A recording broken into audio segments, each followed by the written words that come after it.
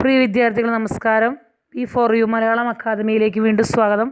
കാലിക്കറ്റ് യൂണിവേഴ്സിറ്റിയുടെ 2019-20 അധ്യയന വർഷത്തെ BA BSc മലയാള സാഹിത്യം രണ്ടാം സെമസ്റ്ററിലെ കാളിദാസനും കാലത്തിൻ്റെ ദാസൻ എന്ന് പറയുന്ന നിരൂപണ സാഹിത്യമാണ് നമ്മൾ പഠിച്ചുകൊണ്ടിരിക്കുന്നത്. ലേഖകൻ ജോസഫ് മുണ്ടശ്ശേരി. കഴിഞ്ഞ ക്ലാസ്സിൽ അതിൻ്റെ രണ്ടാമത്തെ ഭാഗമാണ് നമ്മൾ പഠിക്കുന്നത്. കഴിഞ്ഞ ക്ലാസ്സിൽ ജോസഫ് മുണ്ടശ്ശേരിയെക്കുറിച്ചും അദ്ദേഹത്തിൻ്റെ കാളിദാസനും കാലത്തിൻ്റെ ദാസൻ എന്ന് പറയുന്ന പാഠത്തിൻ്റെ പ്രത്യേകതയെക്കുറിച്ചും നമ്മൾ കണ്ടു. ഇനി ചോദ്യോത്തരങ്ങളിലൂടെയാണ് പോകുന്നത്. അപ്പോൾ മുണ്ടശ്ശേരിയെ പണ്ഡിതൻ, നിരൂപകൻ, ചെറുകഥാകൃത്ത്, നോവലിസ്റ്റ്, പത്രാധിപൻ, ചിന്തകൻ, വാഗ്മി എന്നീ നിലകളിലൊക്കെ പ്രസിദ്ധനാണെന്ന് വിലയിരുത്തുന്നതോടൊപ്പം അദ്ദേഹം കൈവയ്ക്കാത്ത ഒരു മേഖലയും കേരളത്തിലില്ല എന്നും നമ്മൾ പറഞ്ഞു. അദ്ദേഹത്തിൻ്റെ നിരൂപണത്തിന് വളരെ പ്രത്യേകതകളുണ്ട്. കാരണം മുണ്ടശ്ശേരി മലയാള സാഹിത്യത്തിന് നൽകിയ സംഭാവനകൾ മറ്റാർക്കും നൽകാൻ കഴിയാത്ത അത്ര മികവുറ്റതായിരുന്നു എന്നതാണ് നഗ്നസത്യം. വളരെ സാധാരണങ്ങളായ കാര്യങ്ങളാണ് മുണ്ടശ്ശേരി ശക്തമായ ഭാഷയിൽ പറഞ്ഞു വെച്ചത്. ആളുകൾ ഉണ്ടാക്കുകയും ആളുകൾ വായിക്കുകയും ചെയ്യുന്നതാണ് സാഹിത്യം.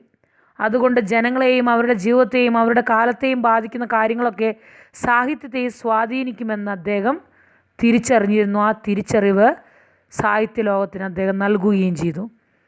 അതായത് മുണ്ടശ്ശേരി എന്ന് പറയുന്ന സാഹിത്യകാരനിൽ ഒരു പ്രബോധകനുണ്ടായിരുന്നു എന്ന് സത്യം. പുതിയ കാര്യങ്ങൾ അദ്ദേഹം പറയുമ്പോൾ ആവർത്തിച്ച് പറഞ്ഞുറപ്പിക്കാൻ അദ്ദേഹം ശ്രമിച്ചിരുന്നു. രസിപ്പിക്കാനായിരുന്നില്ല, ഉണർത്താനും നയിക്കാനുമായിരുന്നു അദ്ദേഹം ശ്രമിച്ചത് എന്നത് സത്യം. മുണ്ടശ്ശേരി കാലത്തെക്കുറിച്ച് എപ്പോഴും പറഞ്ഞുകൊണ്ടേയിരുന്നു. അതാണ് ഞാൻ കഴിഞ്ഞ ക്ലാസ്സിൽ മുണ്ടശ്ശേരി കാലത്തെ ഓർമ്മിച്ചിരുന്ന സാഹിത്യകാരനാണ് എന്ന് പറഞ്ഞിരുന്നത്. പൗരസ്ത്യ സാഹിത്യ മീമാംസയിലെ കാതലായ അംശങ്ങളെ തെളിമയോടെ അദ്ദേഹം സംസ്കരിച്ച് പാശ്ചാത്യ സാഹിത്യ വീക്ഷണത്തിൻ്റെ വെളിച്ചത്തിൽ മൂല്യപരിശോധന നടത്താൻ പലവട്ടം അദ്ദേഹം ശ്രമിച്ചു.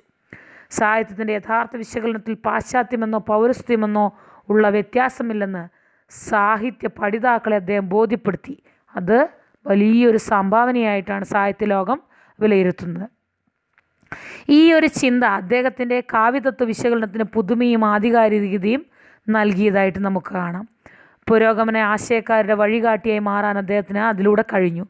ഭാരതത്തിൻ്റെ സമ്പന്നമായ സാഹിത്യ പാരമ്പര്യവും സംസ്കൃത സാഹിത്യത്തിൻ്റെ വശ്യതയും മുണ്ടശ്ശേരിയുടെ മനസ്സിൽ എന്നും ഉണ്ടായിരുന്നു എന്ന് അദ്ദേഹത്തിൻ്റെ കൃതികളിലൂടെ പോകുമ്പോൾ നമുക്ക് മനസ്സിലാക്കാൻ കഴിയും. അപ്പോൾ അദ്ദേഹം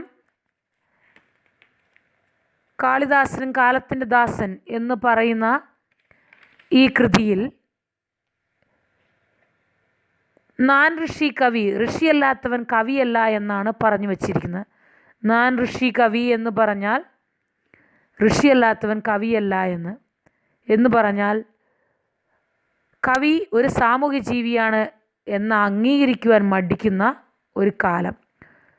അപ്പോൾ പഴയ സാഹിത്യകൃതികളിലെല്ലാം അവരെഴുതപ്പെട്ട കാലത്തെ സാമൂഹ്യ മര്യാദകളൊക്കെ നിഴലിച്ച് കാണുന്നുണ്ടെന്നും അതിലപ്പുറം സമകാലിക സാമൂഹ്യ സംസ്കാരങ്ങൾ പ്രാചീന കവികളെയും അവരുടെ കൃതികളെയും കാര്യമായി സ്വാധീനിച്ചിട്ടുണ്ട് എന്നൊക്കെ അദ്ദേഹം വളരെ മികച്ച രീതിയിൽ ഈ പാഠത്തിൽ പ്രതിപാദിക്കാൻ ശ്രമിക്കുകയാണ്.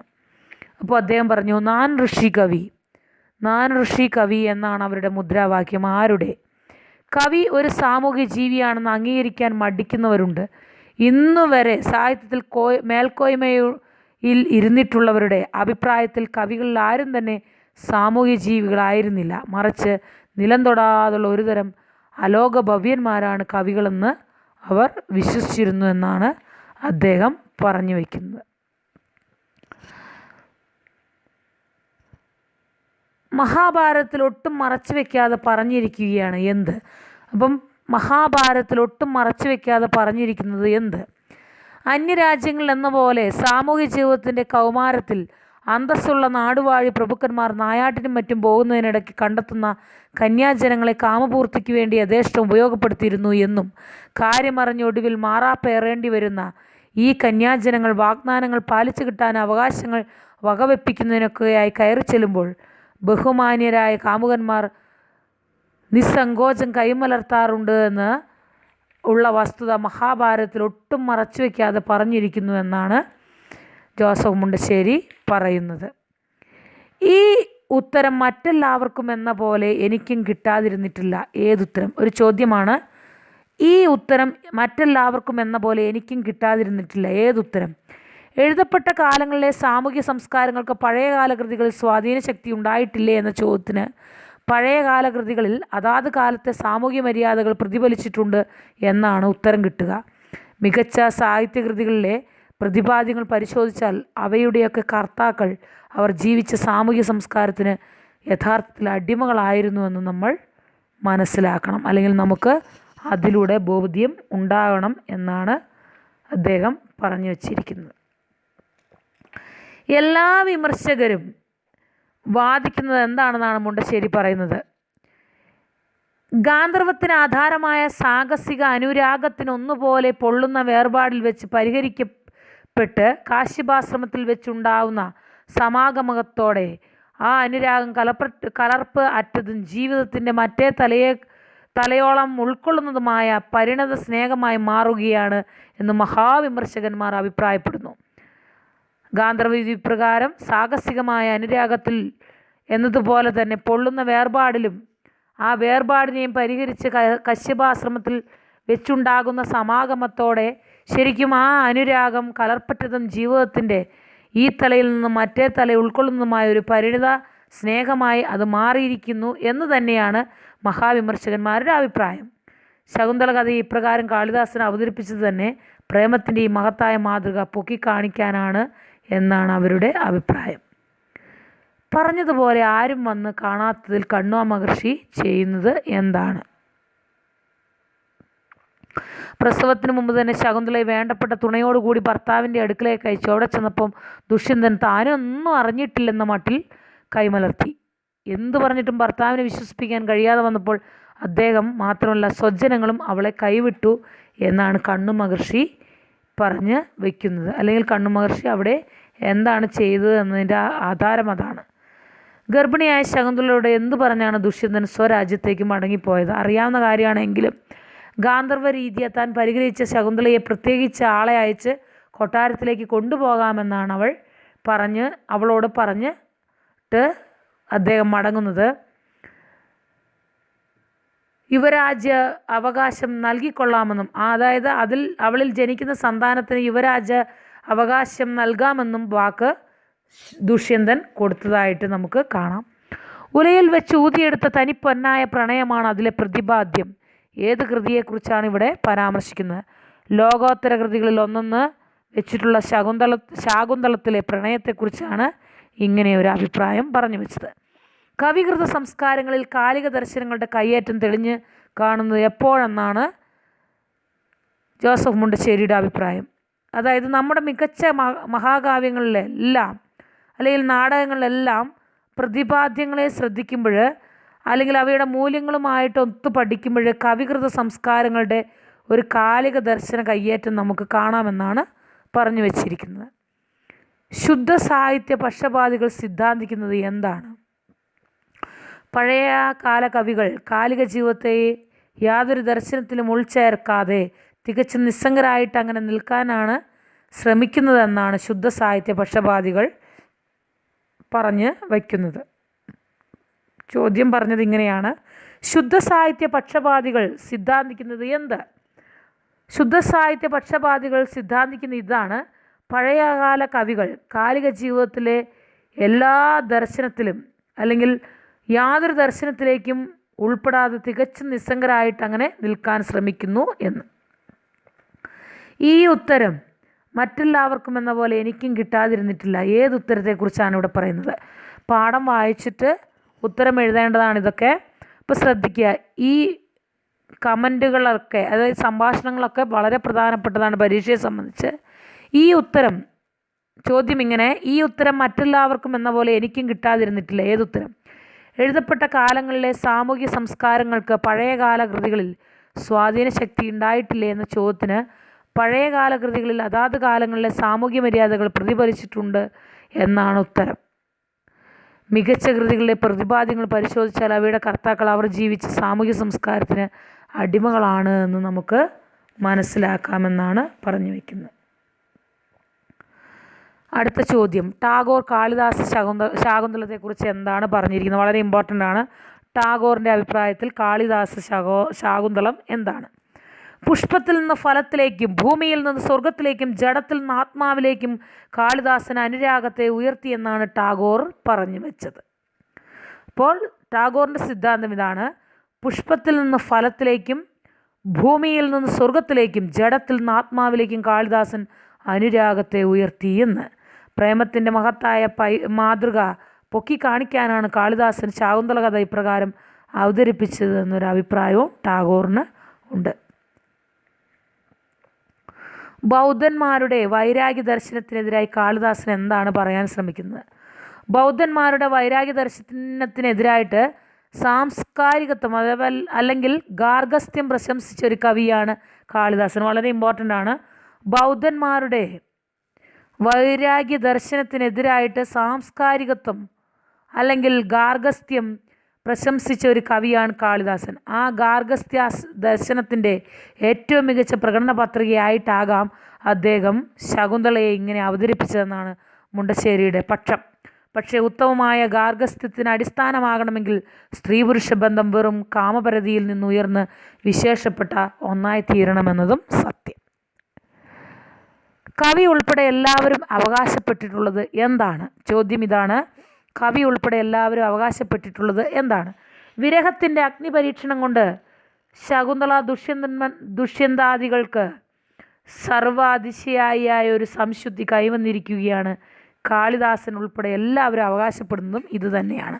അങ്ങനെ ശുദ്ധീകർമ്മം കഴിയാത്ത യാതൊരു ബന്ധവും ഉത്തമ പ്രേമമായി തീരുകയില്ല എന്നും ഇവിടെ എടുത്ത് കാട്ടുന്നു. ഗാർഹസ്ഥ്യത്തിൽ ഉടനീളം അവിഭേദ്യമായി നിലനിൽക്കുന്ന ഒന്നാവുന്നില്ലെങ്കിൽ ആ പ്രേമം പ്രേമമാവുന്നില്ല. മുണ്ടശ്ശേരി ഇതിനെക്കുറിച്ച് എന്താണ് പറയുന്നത്? സംസ്കാരദീപ്തനായ മനുഷ്യൻ സാമൂഹ്യ ജീവിയാകാനുള്ള തിടുക്കത്തിൽ ലൈംഗിക ബന്ധത്തിന്മേൽ കൃത്രിമമായി വെച്ചുകെട്ടിയ പലതിൻ്റെയും കൂടെയുള്ള പുതിയ എന്തോ ഒന്നായിട്ടാണ് പ്രേമത്തെ കണ്ട് അല്ലെങ്കിൽ അങ്ങനെ കരുതുകയാണ്. കൃത്രിമങ്ങളായി താല്പര്യങ്ങൾ മാനവ സംസ്കാരത്തിൻ്റെ നേട്ടങ്ങളാണെന്നും മുണ്ടശ്ശേരി പറഞ്ഞു വയ്ക്കുന്നു. അവയുടെ എല്ലാം പേരിൽ ഹൃദയപ്പൊരുത്തം ഉണ്ടാകുമ്പോഴേ കാമം പ്രേമമാകുന്നുള്ളൂ എന്നാണ് മുണ്ടശ്ശേരിയുടെ അഭിപ്രായം. അടുത്ത ചോദ്യം, മുണ്ടശ്ശേരിയുടെ അഭിപ്രായത്തിൽ പ്രേമത്തിൻ്റെ ഉച്ചകോടിയിൽ സംഭവിക്കുന്നത് എന്ത്? പ്രേമത്തിൻ്റെ ഉച്ചകോടിയിൽ വെച്ച് കാമുകൻ കാമുകിയെയും കാമുകി കാമുകനെ യഥാക്രമം ദേവീദേവന്മാരായി ആരാധിക്കുമത്രേ. ഇതിൽ നിന്ന് സിദ്ധിക്കുന്നത് കാമുകന്മാരുടെ സംസ്കാരഭവങ്ങളായ എല്ലാ താല്പര്യ മൂല്യങ്ങളും ഇരുകൈച്ചാലുകൾ യോജിച്ചൊഴുകുന്ന ഒരു നദിയാകുന്ന പോലെ തികച്ചും ഒത്തിണങ്ങി ഏകപധീനമായി പ്രവഹിക്കുമെന്നൊക്കെയാണ്. പക്ഷെ ഗാർഹസ്ഥ്യം സാർത്ഥകമാകുമെന്ന് മുണ്ടശ്ശേരി പറഞ്ഞു വയ്ക്കുന്നു. അങ്ങനെ കുറ്റപ്പെടുത്തുന്നതിൽ സമകാലീന നീതിക്ക് ഘടകവിരുദ്ധമല്ലേ? എങ്ങനെ കുറ്റപ്പെടുത്തുന്നതിനെക്കുറിച്ചാണ് മുണ്ടശ്ശേരി ഈ പാഠത്തിൽ പറയുന്നത്. അങ്ങനെ കുറ്റപ്പെടുത്തുന്നത് സമകാലീന നീതിക്ക് ഘടകവിരുദ്ധമാണ്. ഏത് കുറ്റപ്പെടുത്തലിനെ കുറിച്ചാണ് മുണ്ടശ്ശേരി പറയുന്നത്? പരിഗ്രഹിച്ചവളെ പരിത്യജിക്കുക എന്നത് മഹാപാതകമാണെന്ന് കാളിദാസൻ എന്ന മഹാകവിക്കറിയാം. പക്ഷേ ആ പാതകത്തിന് പുരുഷനെ, പ്രത്യേകിച്ച് നാടുവാഴ്ത്തമുള്ള ഒരു പുരുഷനെ ഉത്തരവാദിത്തപ്പെടുത്താമോ? അങ്ങനെ കുറ്റപ്പെടുത്തുന്നത് സമകാലിക നീതിക്ക് ഘടകവിരുദ്ധമല്ലേ എന്നായിരുന്നു കാളിദാസൻ കരുതിയിട്ടുണ്ടാകുക എന്നാണ് മുണ്ടശ്ശേരി പക്ഷം. വീണ്ടും അടുത്ത ചോദ്യം, ദുഷ്യന്തനെ രക്ഷിക്കാൻ കാളിദാസൻ ആരെയാണ് നിയോഗിച്ചു വെച്ചത്? ദുഷ്യന്തനെ രക്ഷിക്കാൻ കാളിദാസൻ ദുർവാസാവിനെ ഇളക്കിവിട്ട് അദ്ദേഹത്തെ കൊണ്ടൊരു ശാപം ഉണ്ടാക്കിപ്പിച്ചു കൊടുപ്പിച്ചു. അത് ശകുന്തളയ്ക്ക് തന്നെ. എന്നിട്ടതിൻ്റെ പ്രത്യാഘാതമായി പൂർവ്വകഥകൾ നിശേഷം വിസ്മരിച്ചു പോയകയാൽ ദുഷ്യന്തന് ശകുന്തളയെ അധർമ്മഭീതി നിമിത്തം നിരസിക്കേണ്ടി വന്നതായി ആവിഷ്കരിക്കുകയാണ്. ഇതിൽ പരമൊരു യുക്തിവിരോധം എവിടെ കാണും? വിശദീകരിക്കാമോ? ചോദ്യമാണ്, ഇതിൽ പരമൊരു യുക്തിവിരോധം എവിടെ കാണും? വിശദീകരിക്കുക. നിരസനം ഏറ്റവും ദയനീയമാണല്ലേ? അത് സത്യമാണ്. നിരസിക്കുക എന്ന് പറഞ്ഞാൽ വളരെ ദയനീയമായൊരു ചിന്തയാണ്. കാളിദാസ ശാകുന്തളത്തിൽ അത് ചെയ്ത ദുഷ്യന്തൻ കുറ്റക്കാരനല്ലാതാകുന്നത് നമുക്ക് കാണാം. കുറ്റം ദുർവാസാവിൻ്റെ ശാപമാണല്ലോ. അനുഭവിക്കേണ്ടി വന്ന ദുരന്തം മുഴുവൻ പേറിയത് ശകുന്തള മാത്രമാണ്. ഈ യുക്തിവിരോധത്തെക്കുറിച്ചാണ് മുണ്ടശ്ശേരിയുടെ അഭിപ്രായം. ഇതിൽ പരമൊരു യുക്തിവിരോധം എവിടെ കാണുമെന്ന്. അടുത്ത ചോദ്യം, വല്ലാത്തൊരു സൂത്രപ്പണി തന്നെ. ഏത് സൂത്രപ്പണിയെക്കുറിച്ചാണ് പറഞ്ഞിരിക്കുന്നത്? ശുദ്ധമേ താന്തോന്നിയായ ഒരു രാജാവിൻ്റെ കുറ്റങ്ങളെ ഒപ്പിയെടുക്കൽ എന്നല്ല, അയാളെ തികച്ചും വെള്ളയടിച്ച് കാണിക്കാൻ കാളിദാസൻ ഒരുമ്പെട്ടു എന്നതാണ് സൂത്രപ്പണിയായിട്ട് മുണ്ടശ്ശേരി ഇവിടെ പറയുന്നത്. അടുത്ത ചോദ്യം, ദുഷ്യന്തനെ കുറ്റപ്പെടുത്തിക്കൊണ്ടുള്ള ഒരു ചിത്രം വരയ്ക്കാൻ നിലവിലിരുന്ന രാജനീതി കാളിദാസനെ അനുവദിച്ചിരിക്കില്ല. ഇതിൻ്റെ അർത്ഥം എന്താണ്? ഇതിൻ്റെ അർത്ഥം ക്ഷത്രിയാധിഷ്ഠിതമായ അന്നത്തെ സാമൂഹ്യ നീതി തന്നെയാണ് കാളിദാസൻ്റെ തൂലികയിൽ മഷി ഒഴിച്ചതെന്നാണ് പറഞ്ഞു വച്ചിരിക്കുന്നത്. അല്ലെങ്കിൽ കാളിദാസൻ ക്ഷത്രിയാധിഷ്ഠിതമായ അന്നത്തെ സാമൂഹ്യ നീതിയുടെ പിണിയാളായിരുന്നു, അല്ലെങ്കിൽ അതിന് അടിമയായിരുന്നു. ശ്രദ്ധിക്കുക, ഉത്തരം ഇങ്ങനെ എഴുതാം: ക്ഷത്രിയാധിഷ്ഠിതമായ അന്നത്തെ സാമൂഹ്യ നീതിയുടെ പിണിയാളായിരുന്നു, അല്ലെങ്കിൽ അതിന് അടിമയായിരുന്നു കാളിദാസൻ. ഭോജരാജാവിൻ്റെ സദസ്സിനെന്ന് സുവിസ്തൃതനായിട്ടുള്ള അല്ലെങ്കിൽ പ്രശസ്തി കേട്ടുള്ള ഒരു കവിക്ക് മറ്റൊരനുഭവം എങ്ങനെ ഉണ്ടാകുമെന്നാണ് മുണ്ടശ്ശേരി ഇവിടെ നിരൂപിച്ച് എടുക്കുന്നത്. അദ്ദേഹത്തിൻ്റെ അഭിപ്രായത്തിൽ ഈ കാളിദാസൻ്റെ തൂലിക അന്നത്തെ ക്ഷത്രിയ അധിഷ്ഠിതമായ സാമൂഹ്യ നീതിക്ക് അടിമയായിരുന്നു എന്നാണ്. അടുത്ത ചോദ്യം, പതുങ്ങി നിന്ന് ഒറ്റയ്ക്കും തെറ്റയ്ക്കും അന്ധമായ പാരമ്പര്യത്തിൻ്റെ നേർക്ക് വല്ല കുറ്റവും വല്ല കല്ലും വലിച്ചെറിഞ്ഞിട്ടുണ്ടാവാമെന്ന് മാത്രം. പതുങ്ങി നിന്ന് ഒറ്റയ്ക്കും തെറ്റയ്ക്കും അന്ധമായ പാരമ്പര്യത്തിന് നേർക്ക് വല്ല കല്ലും വലിച്ചെറിഞ്ഞിട്ടുണ്ടാകാം എന്ന് മാത്രമേ. എന്താണ് ഇങ്ങനെ പറയുന്നത്? പ്രാചീന കവികൾ അവരവരുടെ കാലത്തിൻ്റെ കയ്യിൽ ഏറെക്കുറെ കളിപ്പന്തുകൾ തന്നെയായിരുന്നു. ഈ പാഠഭാഗത്തിൽ അതാണ് ജോസഫ് മുണ്ടശ്ശേരി വിലയിരുത്തുന്നത്. പ്രാചീന കവികൾ അവരവരുടെ കാലത്തിൻ്റെ കയ്യിൽ ഏറെക്കുറെ കളിപ്പന്തുകൾ തന്നെയായിരുന്നു.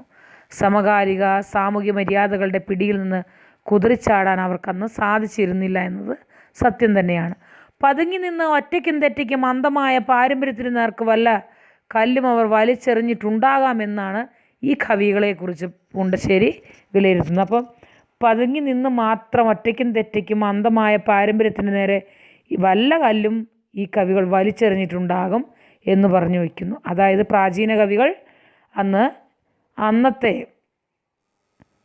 സാമൂഹിക വ്യവസ്ഥയുടെ അടിമകൾ തന്നെയായിരുന്നു എന്നാണ് പറഞ്ഞു വയ്ക്കുന്നത്. ഈ പാഠത്തിൻ്റെ അടുത്ത ഭാഗത്തിൽ അടുത്ത ചോദ്യോത്തരങ്ങൾ നമുക്ക് പഠിക്കാം. ക്ലാസ് താല്പര്യമായി എങ്കിൽ ലൈക്ക് ചെയ്യാനും ഷെയർ ചെയ്യാനും മറക്കരുത്. സബ്സ്ക്രൈബ് ചെയ്യാത്തവർ സബ്സ്ക്രൈബ് ചെയ്യുക. തൊട്ടടുത്തുള്ള ബെൽ ബട്ടൺ കൂടി എനേബിൾ ചെയ്യുക. Okay, thank you.